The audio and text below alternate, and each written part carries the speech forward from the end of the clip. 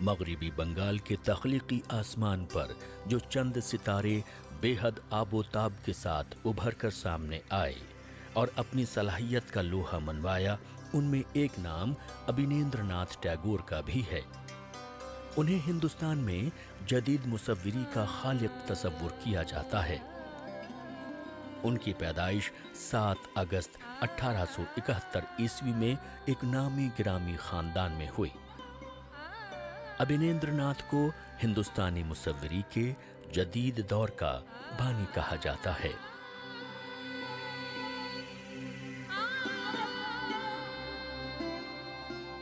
آپ نے مصوری کی اس شاندار روایت کی نہ صرف ہندوستان میں بنیاد ڈالی، بلکہ اسے کمال ہنرمندی سے بلند مقام پر پہنچایا۔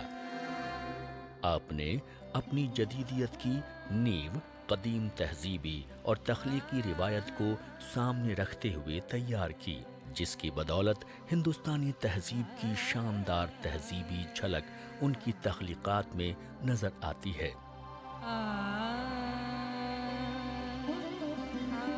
انہیں اوبن ٹھاکر کے نام سے بھی جانا جاتا تھا۔ آپ کا تعلق ایک بڑے جاگیردارانہ گھرانے سے تھا۔ عالمی شہرت یافتہ ادیب ربیندر ناتھ ٹیگور آپ کے چچا تھے اور مشہور و معروف مصور گگنیندر ناتھ ٹیگور آپ کے بڑے بھائی تھے، جنہوں نے جدید مصوری کے میدان میں خاصا نام کمایا تھا۔ Rabindranath Tagore started painting with wash, gouache and tempera, not that. Then how he achieved all those things?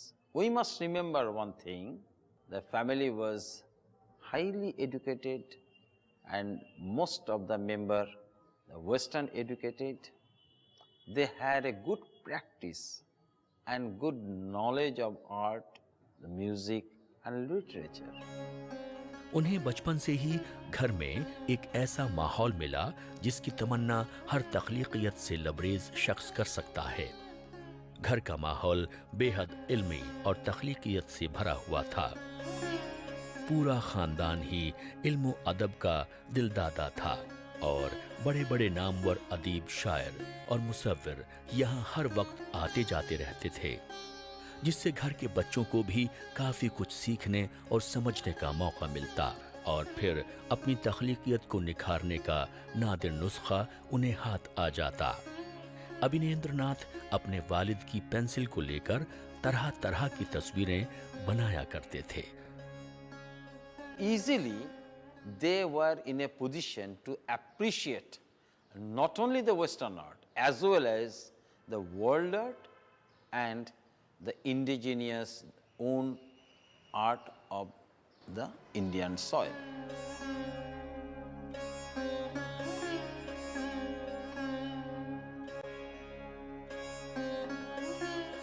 اپنے بچوں کی تخلیقی صلاحیت کو ابھارنے اور اسے مناسب موقع پر فراہم کرنے کے لیے دن رات کوششوں میں مصروف رہا کرتے تھے۔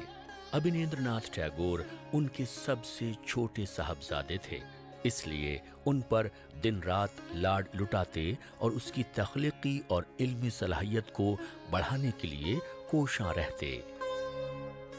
جب انہوں نے اپنے ہاتھ میں برش اور رنگوں کا پیالہ سنبھالا تو گھر میں مصوری کا ایک خوبصورت اور روح افزا ماحول پہلے سے موجود تھا، اور انہیں یہ معلوم تھا کہ مصوری کیا ہوتی ہے اور اسے ایک فن کے طور پر کس طرح برتنا اور آگے بڑھانا چاہیے۔ ان کے والد ہر اچھے والدین کی طرح چاہتے تھے کہ وہ مصوری کی باضابطہ تعلیم کسی اسکول یا ادارے میں جا کر حاصل کریں، کیونکہ ان کے فطری میلان کا علم انہیں ان کے بچپن میں ہی ہو گیا تھا۔ لیکن جب وہی تعلیم انہیں گھر پر رہ کر فراہم کرنے کی پیشکش کی گئی تو وہ فوراً تیار ہو گئے اور ان کے لیے کئی یورپی ماہر فن کی خدمات حاصل کی گئیں، جو انہیں ان کی مرضی اور آزادی کے حساب سے مصوری کی تعلیم آ کر دے دیا کریں۔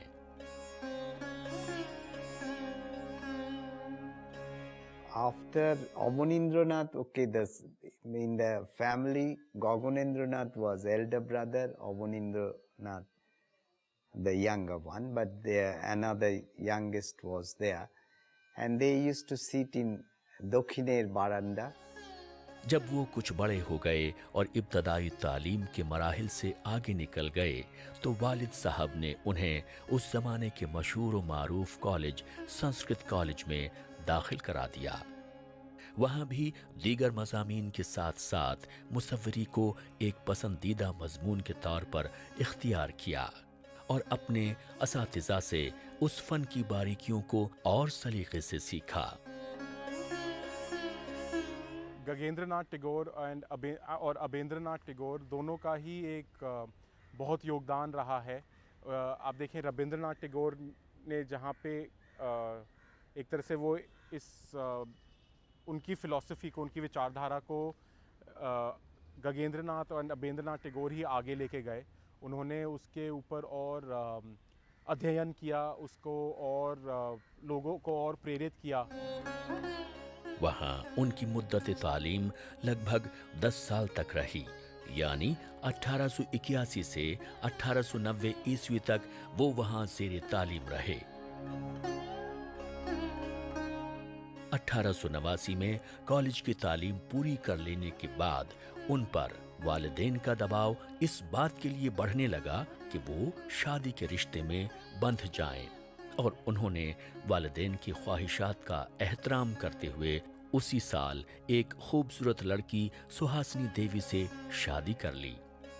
शादी के बाद उनकी तख्लीकी सलाहियत को और जिला मिली, क्योंकि उनकी बेगम ने उनका भरपूर साथ दिया और उनका कदम कदम पर हौसला बढ़ाया।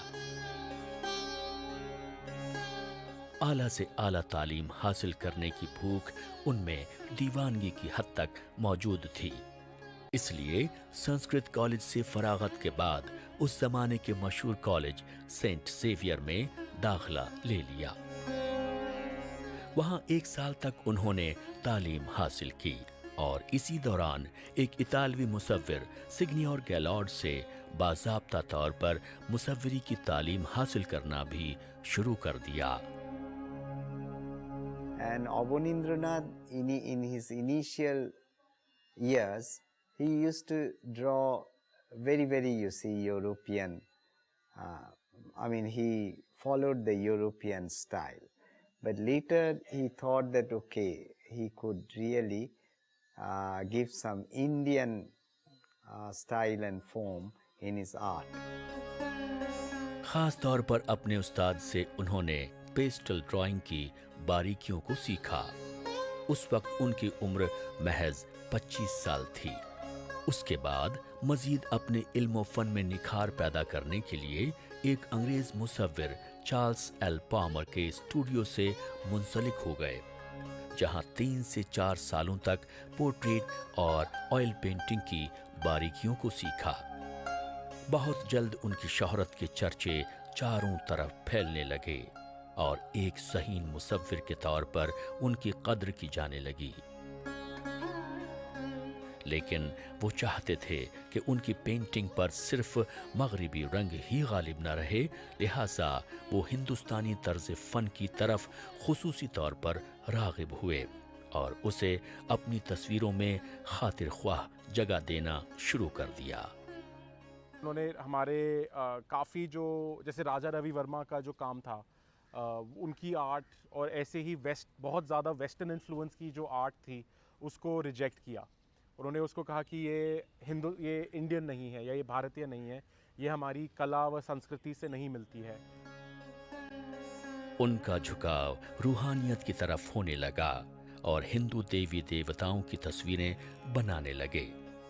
उससे न सिर्फ उन्हें तख्लीकी सुकून हासिल होता, बल्कि साथ ही रूहानी ताज़गी भी नसीब होती थी। उनकी दिलचस्पी खास तौर पर वाटर कलर की तस्वीरें बनाने में ज्यादा हो गई थी। अपनी रूमानी तर्ज हयात के लिए मशहूर देवता कृष्ण की तस्वीरें उन्होंने बड़े इन्हिमाक और जोश के साथ मुगल असलूब में बनानी शुरू कीं, जिसे लोगों ने बेहद पसंद किया और मुसव्विरी के नाक़दीन ने भी खूब सराहा और इसकी अज़मत का एतराफ़ किया। Abanindranath was the first Indian artist who did something that we can call as modern Indian art. Now, before him, artists like Ravi Verma were trying to do Indian themes in a Western manner, and what we now think is an academic style of painting. उसी ज़माने में उनकी बहुत सी तस्वीरें मशहूर व मारूफ रिसाला साधना की भी जीनत बनी। ख़ास तौर पर अपने चचा रविंद्रनाथ की तख्लीक़ात को सामने रखकर कई तस्वीरें बनाई और उनकी कहानियों और नावल के साथ इस रिसाले के सफ़हात पर जगह पाई। Rabindranath Tagore had lot of regard for Abanindranath. Abanindranath was his nephew, but this nephew and uncle, they had wonderful relation. उनकी बनाई पेंटिंग्स की नुमाइश अंदरूनी मुल्क में तो कामयाबी के साथ मुनक्किद की ही जा रही थी, साथ ही बैरून मुल्क भी उन्हें अपने फ़न को ले जाने का भरपूर मौका मिला। 1913 में लंदन और पेरिस में ख़ास तौर पर उनकी तस्वीरों की नुमाइश मुनक्किद की गईं। बिलाशुबा ये किसी भी मुसव्विर और फ़नकार के लिए एक बड़ी कामयाबी थी। उनके कारनामों को देखते हुए उनकी तख्लीक़ात को कौमी विरसा होने का ऐलान किया गया और आज भी हुकूमत की तरफ से उसकी पूरी देखभाल इसी इन्हमाक और खूबसूरती के साथ की जा रही है। ये दौर जंगे आज़ादी का भी था और पूरा मुल्क अंग्रेज़ों के तसल्लुत से आज़ादी के लिए छटपटा रहा था। उनका घराना भी इस इनकलाब की तपिश से खुद को अलग नहीं रख सका और हर खास व आम की तरह ये पूरा ख़ानदान भी मुल्क की आज़ादी की तहरीक में सरगर्म अमल हो गया। अभिनेंद्रनाथ ने खुसूसी तौर पर ऐसी तस्वीरें बनाई जो उनकी वतन परस्ती के उस जज्बे को उभार सके और आवाम के लिए भी वो एक तरह से बाइस तहरीक साबित हो।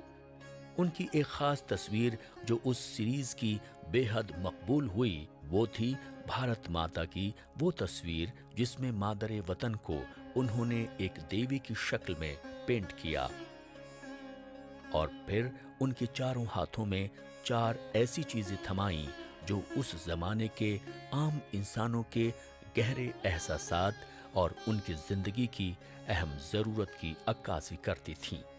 जैसे उसके एक हाथ में एक पौधा थमाया जो भूख जिल्लत से आज़ादी की अलामत थी, तो दूसरे हाथ में एक कपड़े का टुकड़ा पकड़ाया जो इस बात की अलामत था कि हर इंसान को खाने के साथ पहनने के लिए कपड़ा भी चाहिए।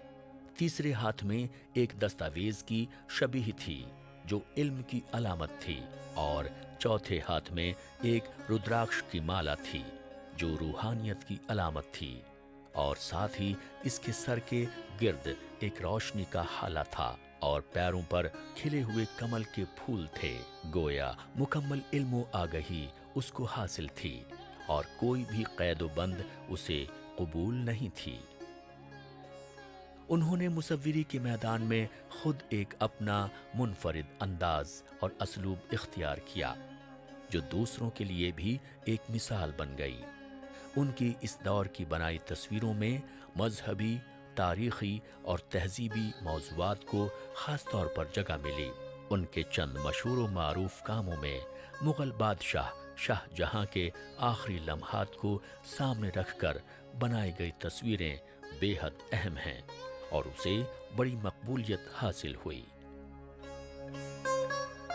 Abanindranath Tagore, why he is modern, why we say him a pioneer?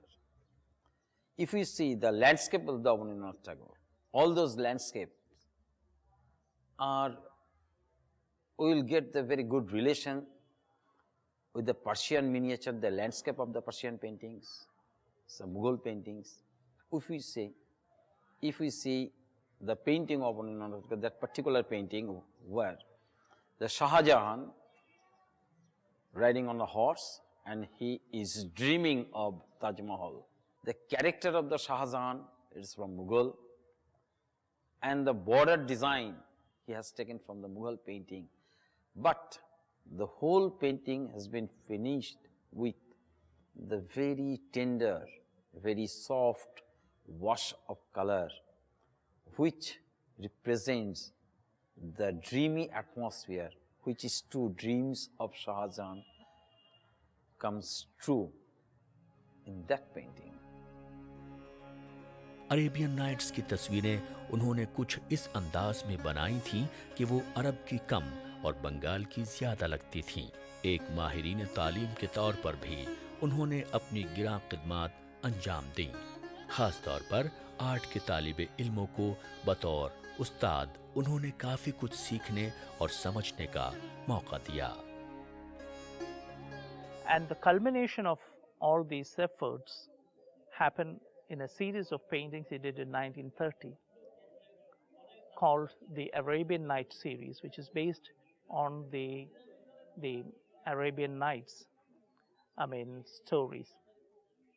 And these are extremely complex narratives. The early paintings where he evoked mood and images which kind of invoked rather than narrated, invoked feelings rather than narrated stories or tales. But the Arabian Nights is a form of narration.